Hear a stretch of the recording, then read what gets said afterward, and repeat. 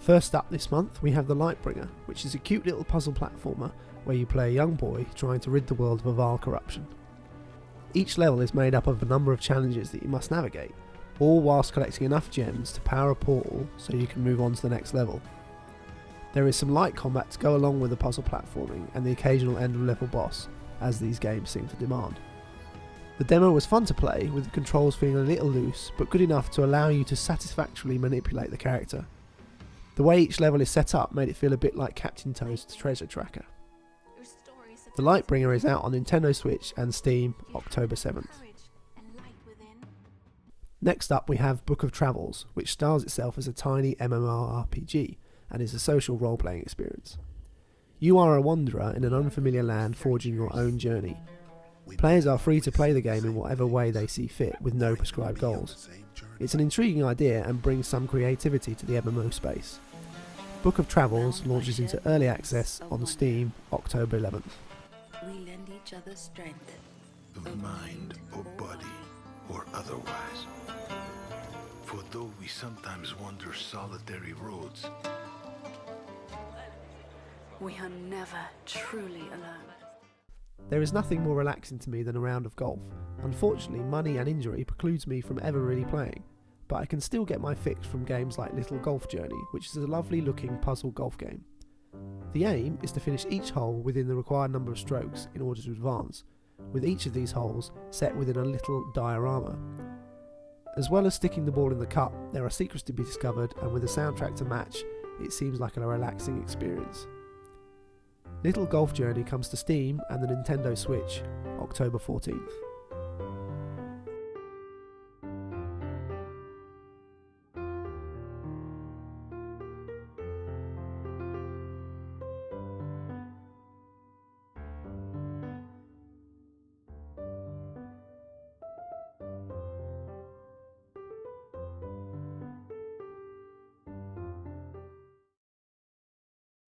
Goddamn hellhole!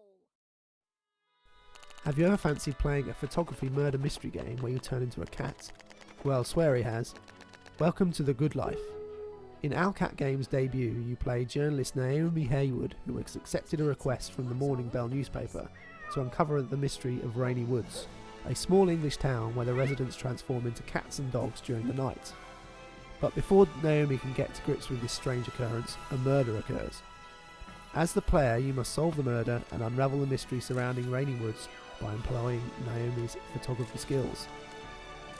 The Good Life comes to Switch, PS4, Xbox One, Steam and Game Pass October 15th. Our next game is from the mind behind Pony Island and the Hex, so I'm expecting weirdness, and judging by the demo, Inscryption, like his previous titles, looks set to be a game which needs to be played to really grasp what is going on. On the surface, it looks like your normal deck-building roguelike, where you play cards from your deck to defeat opponents, and make your way to the end of the level to face off against the boss. But Daniel Mullins has added escape room-style puzzles and psychological horror elements on top. Strap in for what will undoubtedly be a wild ride. Inscryption is out on Steam October 19th.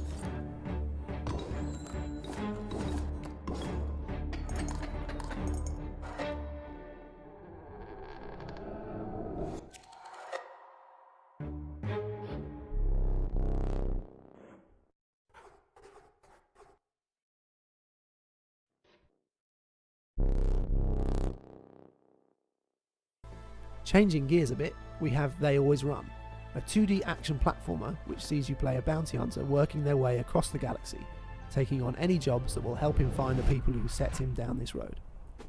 The wrinkle in this title is your character has 3 arms, so is able to deal with enemies both in front of and behind them without having to turn around. Combat feels very tight and at times requires good reflexes if you don't want to end up a bloody mess on the floor.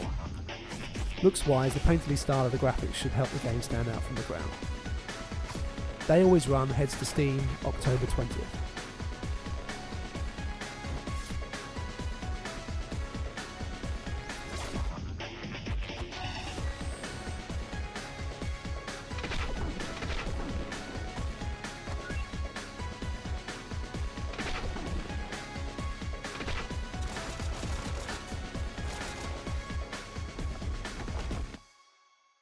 Finally, for this month, we have Spire of Sorcery, which is a game about casting spells.